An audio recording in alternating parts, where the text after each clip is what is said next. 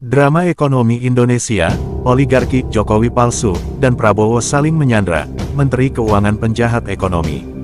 Oleh Christovita Wiloto, Chairman Strategik Indonesia, Indonesia sedang berada di tengah drama politik dan ekonomi yang mendebarkan. Rakyat bingung, pemimpin saling sandra, dan Menteri Keuangan penjahat ekonomi. Pertanyaan besar muncul, siapa sebenarnya yang menyandra siapa?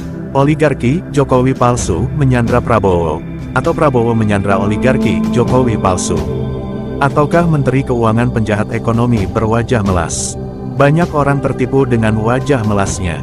Inilah inti masalah Indonesia, terikat pada Sri Mulyani, penjahat ekonomi berwajah melas.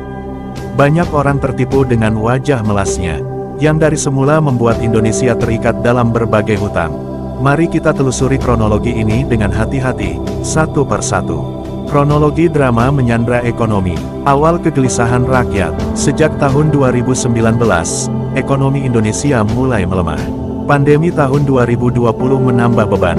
Masyarakat bertahan hidup dengan cara-cara darurat, meminjam lewat pinjaman online, menggesek kartu kredit, bahkan menghabiskan tabungan. Pinjol dan judi online naik drastis. Pada tahun 2022 sampai 2024, transaksi pinjaman online meningkat tajam. Tetapi bersama itu, banyak yang gagal bayar. Debt collector marak mengejar rakyat kecil. Di sisi lain, judi online merajalela, menjadi salah satu penopang ekonomi bawah tanah. Tanda bahaya hutang negara. Tahun 2025, fakta mencengangkan terbuka, Indonesia menghadapi hutang jatuh tempo sekitar 800 triliun rupiah, ditambah bunga 550 triliun rupiah.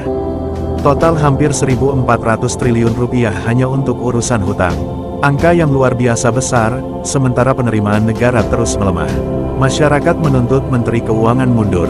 Ketika rakyat merasa terjepit, amarah pun pecah. Demo besar menuntut Sri Mulyani turun. Bahkan muncul kabar penjarahan rumah pribadi Menteri Keuangan. Tuntutan rakyat ini nyata, bukan sekadar isu. Inilah inti masalah Indonesia, terikat pada Sri Mulyani, yang dari semula membuat Indonesia terikat dalam berbagai hutang.